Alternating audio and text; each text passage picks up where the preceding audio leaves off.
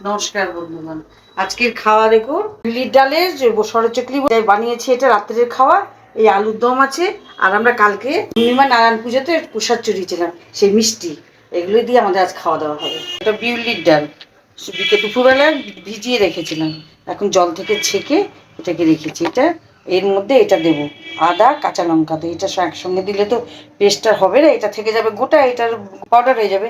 সেজন্য এটাকে আগে একটু ঘুরিয়ে নিই, তবে এটা দিয়ে পাউডার করবো, তারপরে আপনি মিক্স করবো তখন দেখবেন। এই যে এটুকু আদা আর কাঁচা লঙ্কা পেস্ট হয়েছে, এইটার মধ্যে এগুলো দিয়ে দেবো। এইগুলো সব একসঙ্গে মিলে সব পেস্ট করা হয়ে গেল।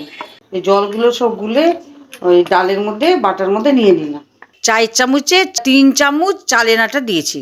স্বাদ অনুসারে লবণ নেব, অল্প একটু মিষ্টি দিলাম, আর একটু জল দিয়ে এটাকে তরল করব। এইভাবে যে বাটার করেছি দেখুন, এই যে যেমন লিকুইড ওইভাবে করবেন। আর এই যে কড়াইয়ের তেল লাগানো হয়েছে, দিয়ে এটাকে